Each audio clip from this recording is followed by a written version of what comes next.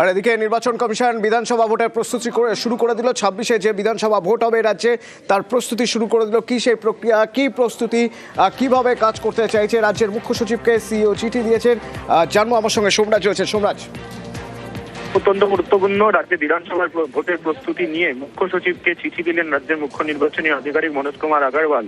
Commission সূত্রে খবর, বিধানসভা ভোটে যে বুথগুলিতে ভোট গ্রহণ হবে সেই বুথগুলির পরিকাঠামোর প্রস্তুতি কি রয়েছে, কোনো পরিকাঠামোর প্রয়োজন বদল করার প্রয়োজন রয়েছে নাকি, বুথের বদল করার প্রয়োজন রয়েছে নাকি।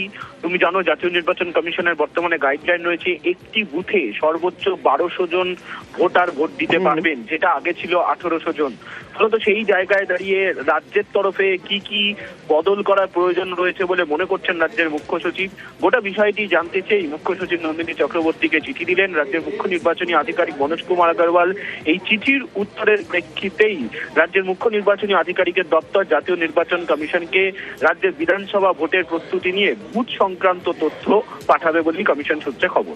সোমরাজ, যখন চিঠির প্রসঙ্গ এলোই, তাহলে আরো একটা চিঠির প্রসঙ্গ এখানে বলতে হবে। রাজ্য যে চিঠি দিয়েছিল কমিশনকে, অর্থাৎ ভিন রাজ্যে পর্যবেক্ষক নিয়োগের জন্য যে ট্রেনিং, সেই ট্রেনিংয়ে যোগ দিতে নির্দেশ দিয়ে তার বিকল্প নাম পাঠিয়ে রাজ্য চিঠি দিয়েছিল।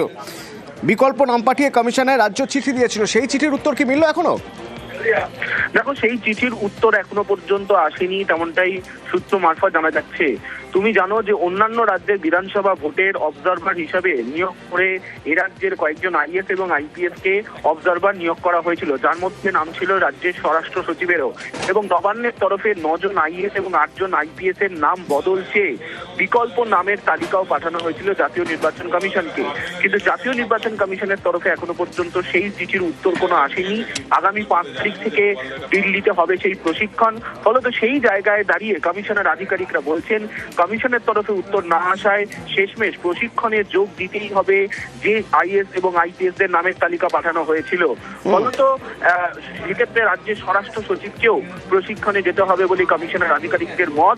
এখনো পর্যন্ত চিঠির উত্তর কোনো না আসায় জাতীয় নির্বাচন কমিশনের কাছ থেকে। ধন্যবাদ।